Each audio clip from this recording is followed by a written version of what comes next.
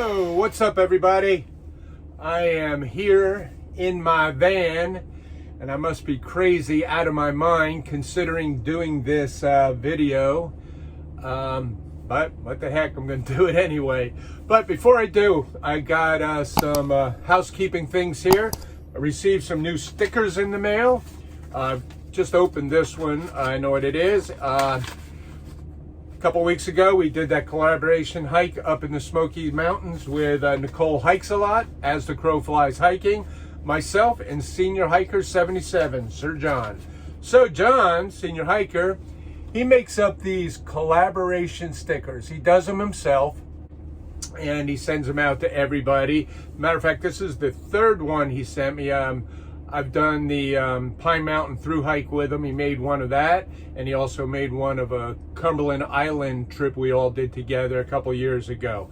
Matter of fact, he's made two of these. He mailed a pink one to my house, which he wanted to do that one because since Nicole hikes a lot, took all her time to get this trip together. He wanted to make sure she had a nice pink one and her name is in top billing there. So I'll probably put this green one up though because it kind of matches my decor here. So thank you, John.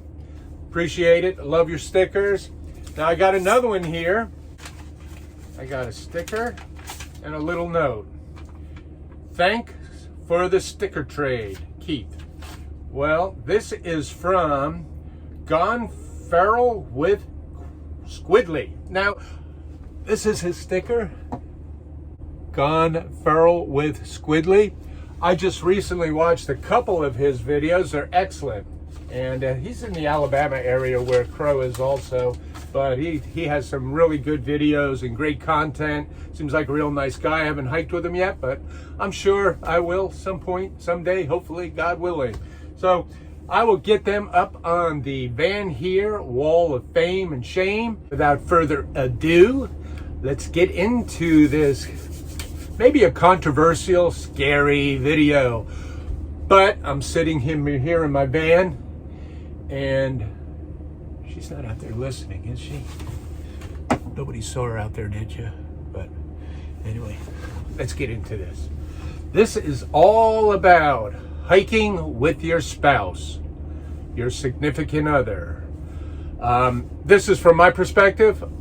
I'm the husband, she's the wife. Now this could be a video of a wife talking about a husband or in a whatever, and it could be in this neutral gender world or whatever. Too old to kind of get into that, so I don't know what that's all about. Anyway, forget that. But we are talking about hiking with our spouse. So what's involved in that? There's quite a bit involved in that. So let's go over the pros and the cons. I'll just bring up a topic and we'll try to delve into the pros and cons of each topic. Now, when I go on a trip, the first thing I do is, of course, I know where I'm going and I want to start planning. Okay? Planning is so important to me. So I think about things like, for example, okay, where am I going? The geography. What is the weather that time of year? What type of equipment do I need to bring with me? How many days am I going? What should I be wearing? What kind of clothing is proper for that time of year? What's my sleep system, my shelter system? All of that, it goes through my mind. I go to sleep at night and that's how I put myself to sleep. I think about these things. So that's planning, and that's planning for me alone.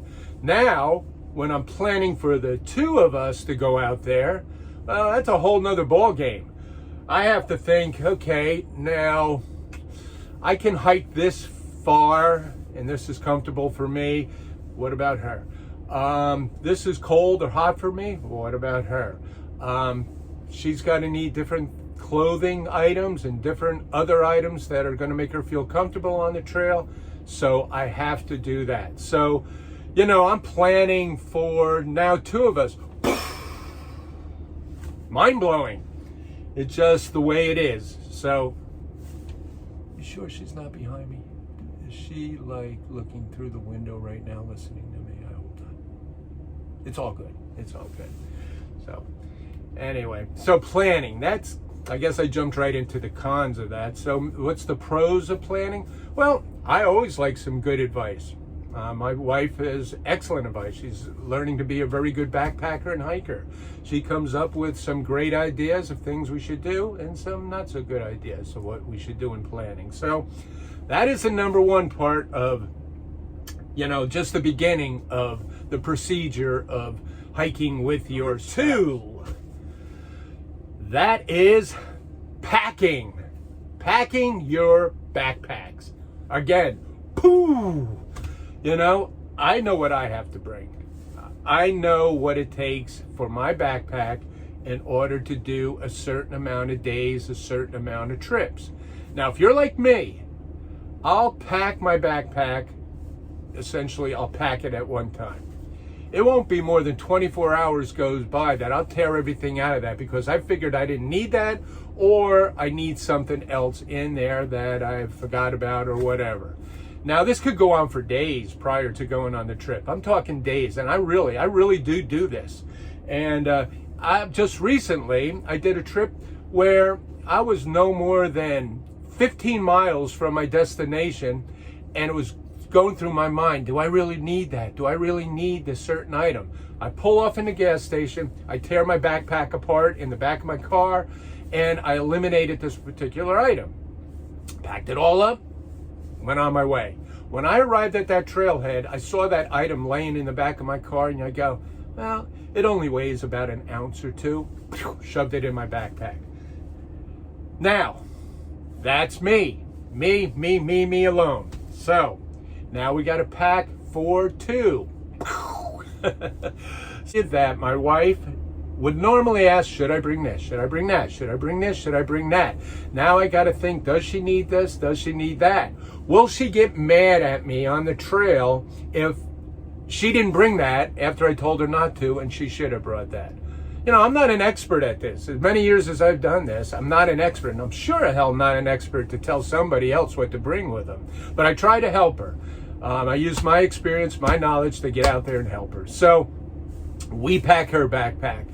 Now, not only am I pulling mine apart, seeing what it should be there and what's not supposed to be in there, I'm yanking her backpack apart. And we are now like sometimes in conflict of whether I should bring these things or not bring those things. That is number 2, and that is packing prior to a trail. Number 3. All right, this is when we are... Did you hear something out there?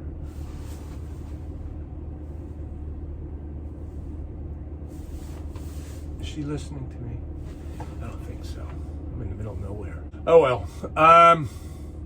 Number 3, let's get back to that. This is the actual hike itself. Okay, we planned it.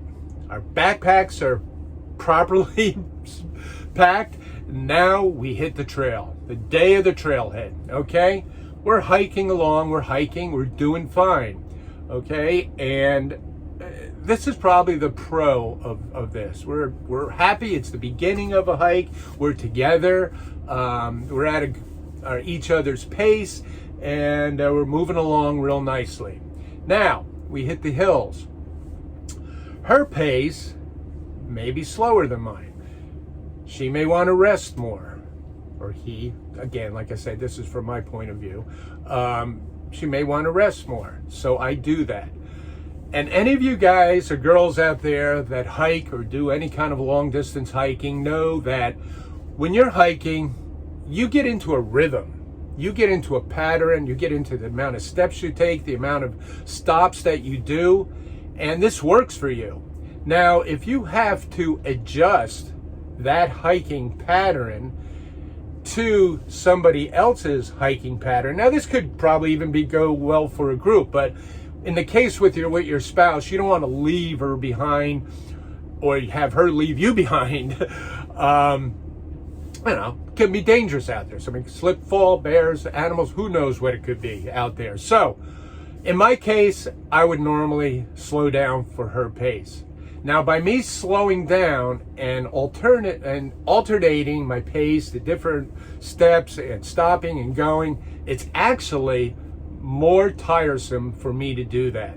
it's very difficult for me to adjust back and forth to a different pace. So that's one of the things when you're hiking with your spouse, the fact that you cannot leave her or him behind or let them go ahead of you too far, you have to stay together.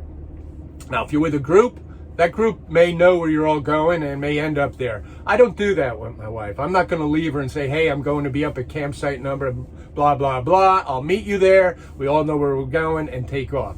I'm not going to do that. I do that when I know there's other hikers in a group hanging out with her, and I may go with one of the faster, stronger hikers and move on with those guys or girls, and then occasionally stop and let the group hang out or whatever.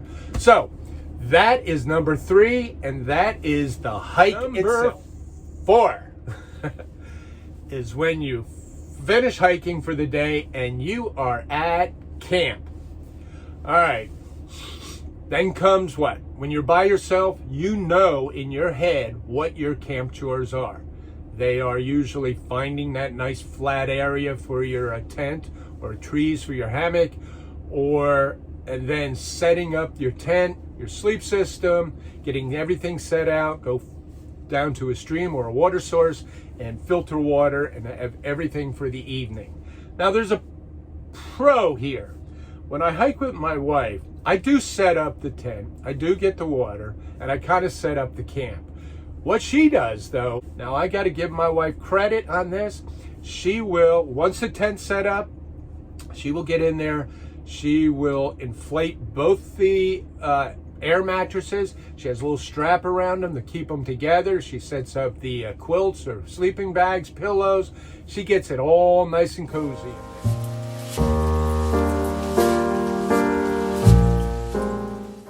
Now that is a benefit. And here is the negative to that. We all know that these tents, they call them 2-man tents, are actually a man and a half. But then I'm a big guy, she's small, so it kind of fits. We fit in there really well, and we use the Lanshan 2 or the Lanshan Pro. So that's kind of the size of, whether it's a freestanding tent or a trekking pole tent, a 2-person tent, the dimensions are within inches of each other the same. So we'll take that 2-person tent, and that is all the room we have in there. So normally when you're by yourself, I would take and I'd have all my gear inside there, out of the rain. Now we have to take our gear, both backpacks, and we put them out into the vestibule area.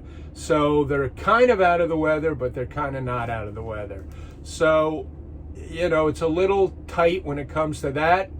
Also, when we're sleeping at night, we are sleeping really close together. So, you know, there's a close proximity there of, and hopefully I don't have bad breath at night or she's in big trouble or snore. And I'm not the snorer, by the way. Anyway, so that's camp. So let's get into other aspects of the camp. It's time to have dinner. It's great. Most of these freeze-dried food packages are for 2 servings. They're for both of us. So it works out pretty well. So I will normally do that. I will set up my little toques and my gas and boil some water. We'll rehydrate our meals. We'll put them together and bam, wait, put it in a koozie, let it rehydrate, and it's time to eat. This last time though, something happened. You know, everybody when it begins, they go out and they get these spork, you know, the fork spoon thing. And they're like, I don't know, 6 inches long. The hydration packs are what, about 8 to 10, 12 inches long. So I have my titanium spoon, polished spoon, long handled, keep it in my little koozie all the time. When we get out there, well, her spork doesn't fit. So, oh, let's share a spoon.